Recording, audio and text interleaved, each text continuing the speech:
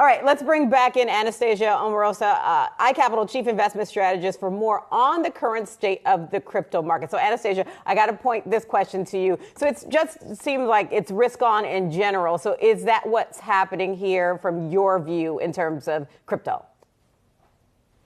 I think that's absolutely one of the things that is happening. When you look at Bitcoin, it has been more correlated to the NASDAQ recently than it has been to other things. So the fact that the Fed is seemingly pausing and, risk assets are rebounding, that's also propping up the price of Bitcoin as well. I think that's one thing. The second thing is, of course, the Fed expectations, and the reason why it's really difficult for Bitcoin to do anything throughout 2022, but go down, was because the Fed was aggressively hiking rates. You were getting paid on your cash, and inflation was elevated.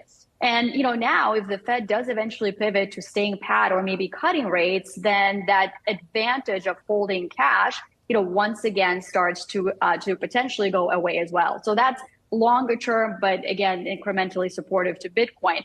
But I would say there's one more factor that is driving the price move here, and that is Bitcoin and the crypto ecosystem has been through a hugely enormous important test, whether they can actually withstand the test of time and sort of the test of some of the scandals that we saw in the crypto space last year. And the fact that institutional investors are still stepping into the space and still stepping into Bitcoin, that really tells you that this is an asset class that is most likely here to stay. And amidst, I think at some point there's 6,000 different crypto protocols out there. Amidst those 6,000, the ones that are not viable have fallen away, but the ones that are here to stay, like Bitcoin, are gaining strength. And Anastasia, do you all have a recommended allocation to Bitcoin at this point? How has your thinking sort of changed on that over time?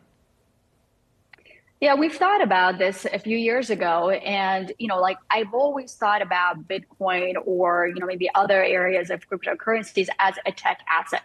The reason why somebody would invest in Bitcoin, could be potentially because they don't trust the Fed or the U.S. government to do a good job managing the currency, or they want to have another means of payment transfers. And also it's a more efficient, potentially more efficient way to do cross-border payments. So there's a technological aspect to Bitcoin, but there's also a volatility that is associated with that is much more in line with a high-flying, high-beta tech stock than anything else.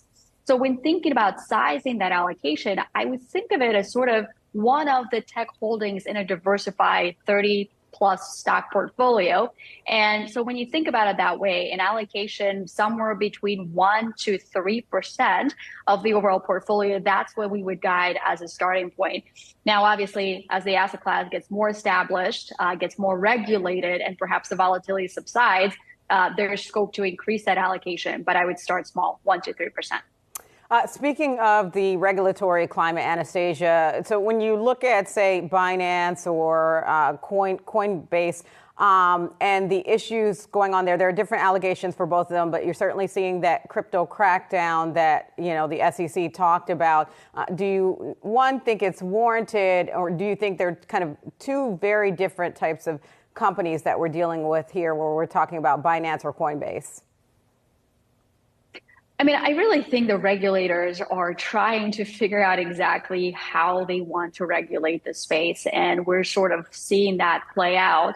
But the fact that, there is so much more regulatory attention and trying to draw the distinctions between the companies, I think that's a long-term positive for the space.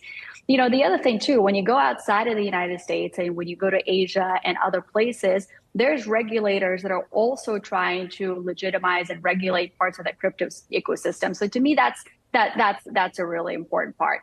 So I don't want to comment on specific, stocks, public or private, but the fact that regulators are paying attention, I think, is a very positive thing for the system. Anastasia, good to see you. Thanks so much for joining us this morning. Anastasia Amoroso is iCapital Chief Investment Strategist. See you soon. Great to see you.